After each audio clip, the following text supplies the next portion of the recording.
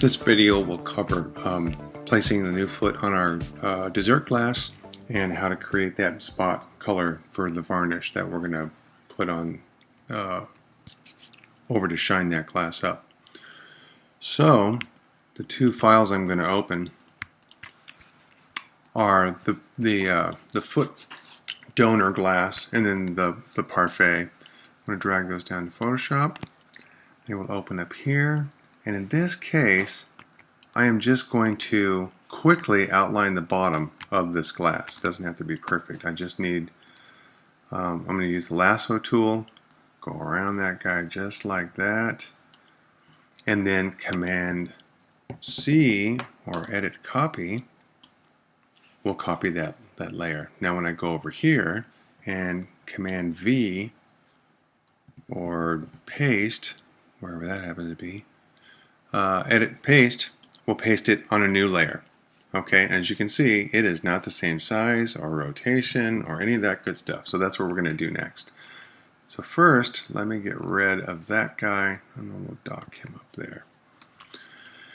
I need to be able to see through this so that I can put it on the layer below it. So what I'm going to do is change the opacity of that layer so that I can see through it more.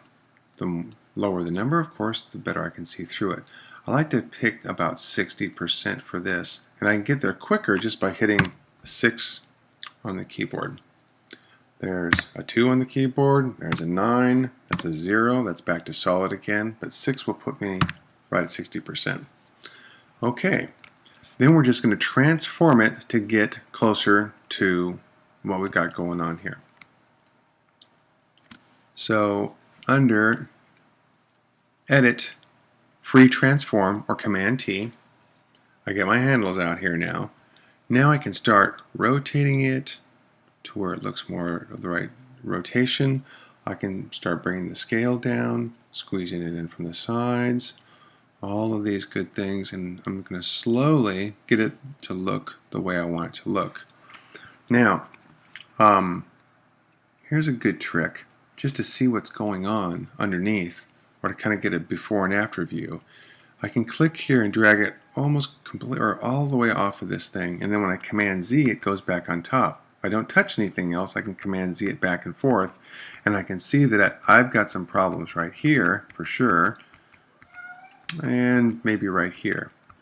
So I need to drag this smaller. See how it's bigger there? And I'll do that by the corner, and I'll hold the Command key down, and that just lets me move that one corner instead of scaling the whole image. And basically I'm just going to go around to each of the corners and kind of line things up until it looks hunky and dory, like so. Then I can double click in here or hit return to accept that, and then I'm going to put it back at 100%. I'm going to turn it on and off, kind of hard to tell what's going on, and the next thing I need to do is outline it. So I'm going to zoom in here, I'm going to grab my pen tool, and I'm just going to outline around the foot itself. Now I want to take this highlight and shadow as well, because I kind of like that. I can always get rid of it later if I don't want to use it, but right now I like it. So I'm going to do this and there, around the outside in 4 steps. I like that.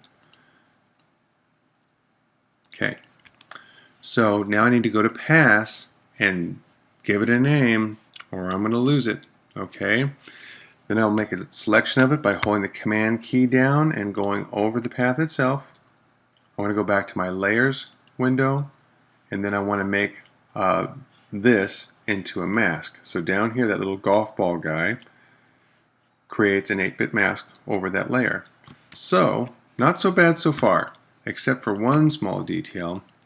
I got to get the bottom of that glass knocked out. So I'm going to turn that layer off, back to my pen tool, and I'm going to make a little mask for the bottom of this guy right here, just to knock it out of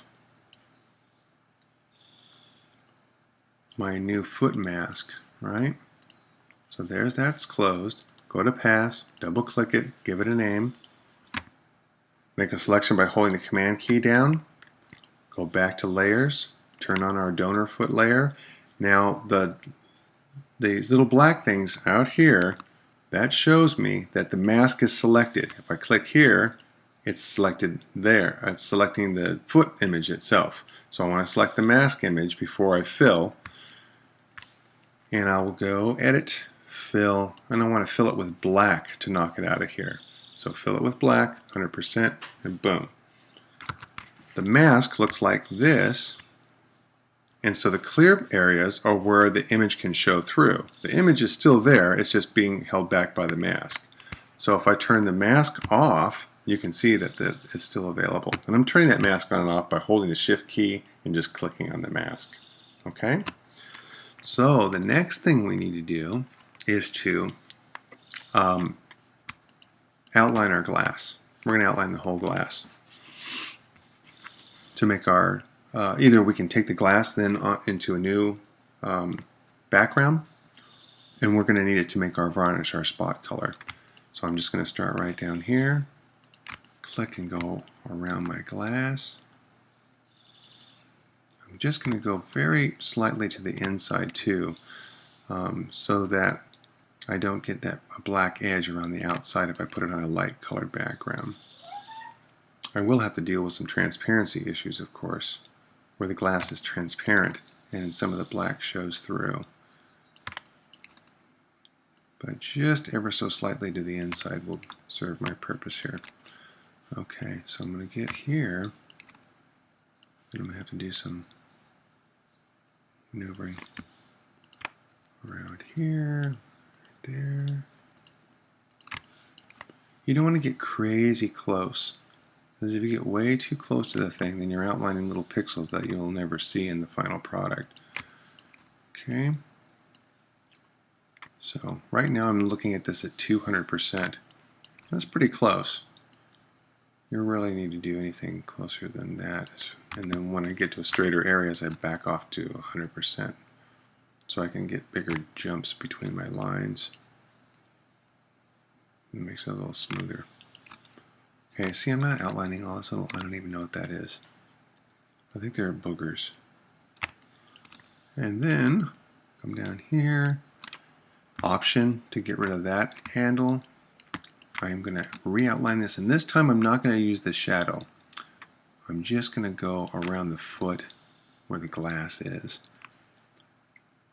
because that's where I want the varnish. I don't want the varnish to be on the shadow too. Of course, all this is editable. And here's our last one. Remember, I can click and hold and still control that handle. All right, now Path, double click it. I'm going to call this one OL for outline. So I know that that's my outline path. So let's make a selection out of the outline path by holding down the Command key, shift clicking on there.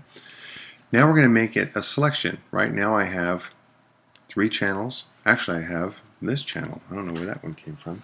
Oh, it's the mask channel because I'm on this layer. There. Now it won't show up. I'm going to go to Selection and Save Selection. And this is, I don't need, I can name it anything I want to because I'm going to change it in a minute. So this is my selection right now. Command D to let go of those ants, and then I need to inverse this selection because where it's red right now is where the varnish is going to go when I make my spot color. So to inverse this, I'm going to go to Image, and I think it's, I don't have any idea. Let's try Layer, Layer something. Oh, this is awful. It's in here somewhere, I know it. If you know it's inverse, then you can always go to Help and type inverse right here. And if I roll over it, it'll show me with this nice little blue floaty thing where that is. Select inverse. That is not what I want to do. I want to invert. I want to invert. Adjustment, invert. I knew it was under adjustment. Okay, so I'm going to follow that over there and click invert. Oops, and I did it to my image because that's what I had selected. Boy, I hope you guys are learning from my mistakes. click on this guy and we'll do the same thing. So under Image, Adjustment, Invert, I just know it by Command I. That's why I can't find things in the menu, because I'm so used to doing the shortcuts. That will be our varnish. It won't be red, it'll be clear, but it's showing in red here so that I can see it. I'm Command minusing to zoom out. I'm going to hit Command 0 so we can see the whole image. Alright, now let's turn this into a spot color. Right now it's just an 8-bit mask that we can use to make selections. But if I want it to be a spot color and really print, I need to double click on it, not that, this, and then I need to say be a spot color. Okay? I can change how solid this looks on the screen. We'll make it a little more transparent so it looks more like a spot color. I can also go in here and change, just by clicking on this guy, and change the color that it shows up on the screen. I like to do a nice bright green for some reason. Unless your subject is primarily green, then you don't want to do that. You can come in here if you're doing spot colors, PMS colors, for color instead of for varnishes. You can go into the color library and pick from any of these PMS colors, and it will change your mask to look like that, or whatever PMS color that you pick. But right now we're going to go back to the picker. I want my bright green again. Say OK. Say OK, and there's my varnish mask. I am going to call it Spot, all caps, because I like all caps, varnish. Alright, and I did that by double clicking on here, or I could also name it in here. Okay? So now this will print as a, when we change, we're going to convert this to 4-color, to CMYK, and it will be a 5th color when we actually strip it in. So I can turn it on so that it's on while I'm working on it, but that's a little annoying. But now I've created my varnish for my glass. And the other thing I can do to put it on a new background is I'm going to drag this background because I don't want to change it. I'm going to make a duplicate of that background. I'm going to shift select these two. So that's selected, shift and select that one. And then I'm going to group, Command G. It's group layers right here under layer. And it makes a little suitcase, right? Okay, so both of those things are inside my suitcase now. Let me slide that over. Okay. To make a mask on that so I can put it on a new background, I want to go to my paths, Command and click to make my selection, and then while I'm on the folder itself, I'm going to come down here and hit the mask button again. If I turn the background off, you'll see that it's only showing the glass now, so that I can actually put a new layer at the bottom or just over this one, and then I can put whatever background color I want in the background now. So here's a vignette behind it so that you can see that it is outlined. So there you go. In the next video, I'm going to show you how to get rid of some of this black stuff up here if you're putting it on a lighter background, because that looks like dirt now. All right. Bye now.